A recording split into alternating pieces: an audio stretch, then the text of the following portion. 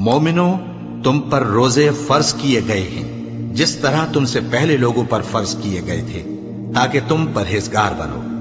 روزوں کے دن گنتی کے چند روز ہیں، تو جو شخص تم میں سے بیمار ہو یا سفر میں ہو تو دوسرے دنوں میں روزوں کا شمار پورا کر لے۔ اور جو لوگ روزہ رکھنے کی طاقت رکھیں لیکن رکھیں نہیں، وہ روزے کے بدلے محتاج کو کھانا کھلا دیں۔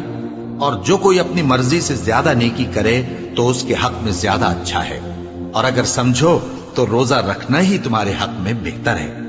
روزوں کا مہینہ رمضان کا مہینہ ہے، جس میں قرآن اول نازل ہوا، جو لوگوں کا رہنما ہے اور جس میں ہدایت کی کھلی نشانیاں ہیں اور جو حق و باطل کو الگ الگ کرنے والا ہے۔ تو جو کوئی تم میں سے اس مہینے میں موجود ہو چاہیے کہ پورے مہینے کے روزے رکھے، اور جو بیمار ہو یا سفر میں ہو تو دوسرے دنوں میں روزے رکھ کر ان کا شمار پورا کر لے۔ اللہ تمہارے حق میں آسانی چاہتا ہے اور سختی نہیں چاہتا، اور یہ آسانی کا حکم اس لیے دیا گیا ہے کہ تم روزوں کا شمار پورا کر لو، اور اس احسان کے بدلے کہ اللہ نے تم کو ہدایت بخشی ہے تم اس کو بزرگی سے یاد کرو اور اس کا شکر کرو۔ اور اے پیغمبر، جب تم سے میرے بندے میرے بارے میں دریافت کریں تو انہیں معلوم ہو کہ میں تو تمہارے پاس ہی ہوں۔ جب کوئی پکارنے والا مجھے پکارتا ہے تو میں اس کی دعا قبول کرتا ہوں۔ تو ان کو چاہیے کہ میرے حکموں کو مانیں اور مجھ پر ایمان رکھیں تاکہ نیک رستہ پائیں۔ روزوں کی راتوں میں تمہارے لیے اپنی عورتوں کے پاس جانا جائز کر دیا گیا ہے، وہ تمہاری پوشاک ہیں اور تم ان کی پوشاک ہو۔ اللہ کو معلوم ہے کہ تم ان کے پاس جانے سے اپنے حق میں خیانت کرتے تھے، سو اس نے تم پر مہربانی کی اور تمہاری حرکات سے درگزر فرمائی، تو اب تم کو اختیار ہے کہ ان سے مباشرت کرو۔ اور اللہ نے جو چیز تمہارے لیے لکھ رکھی ہے یعنی اولاد، اس کو اللہ سے طلب کرو اور کھاؤ اور پیو، یہاں تک کہ صبح کی سفید دھاری رات کی سیاہ دھاری سے الگ نظر آنے لگے۔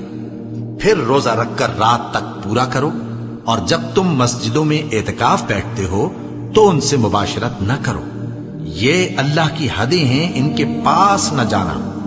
اسی طرح اللہ اپنی آیتیں لوگوں کے سمجھانے کے لیے کھول کھول کر بیان فرماتا ہے تاکہ وہ پرہیزگار بنے۔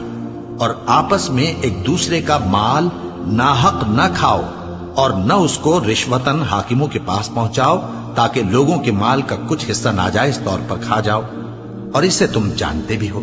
اے پیغمبر، لوگ تم سے نئے چاند کے بارے میں دریافت کرتے ہیں کہ گھٹتا بڑھتا کیوں ہے۔